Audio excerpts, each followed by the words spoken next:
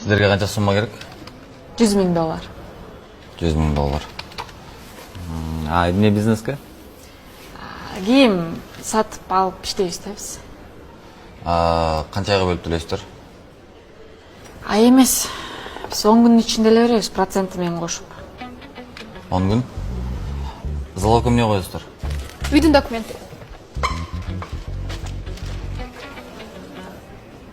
Адылбек уулу Нуркул кимиңиздер? Ал биякта жок. Мен күйөөм болот.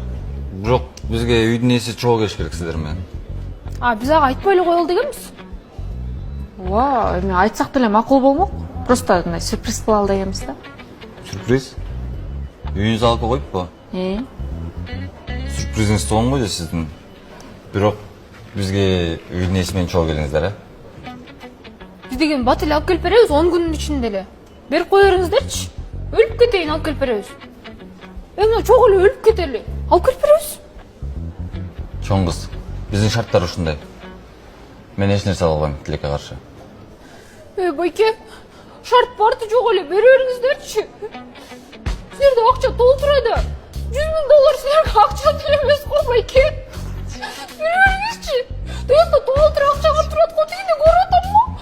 Кандай кетти мен? Мен көзүмө уктап чыктым.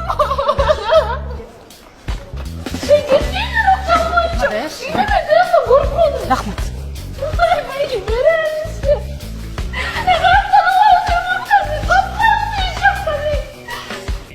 Кантип ушунча пландын баарын түзүп туруп, банктан кредит алганга үйдүн ээсинин керек экенин билбей калдың?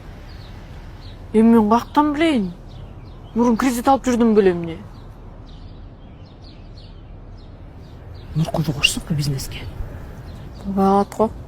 Прибыльди бөлгөндө азастан тийип калат да. Алардын үй бүлөсүнөн 2 болуп калат экенши. Жеңе мадеш чыгарып салалы. Жеңе, таптым мен акча берчү компанияны. Мырзабек & Company дейт. Батыр ал. Каяктан таптың? Интернеттен да деньги под залог дейт. Нужен только техпаспорт. Чалсаң да. Алло, саламатсызбы? Саламатсызбы, угуп жатам.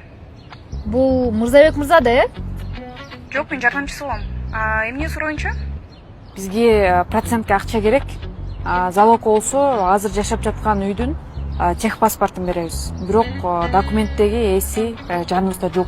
Хорошо, саат 18:00го Кленовый лист гольф клубуна келсеңиздер, биз ошол жака барабыз. Анан Мырзабек Данияровичке жолуктурам. Макул, рахмат, түшүндүк.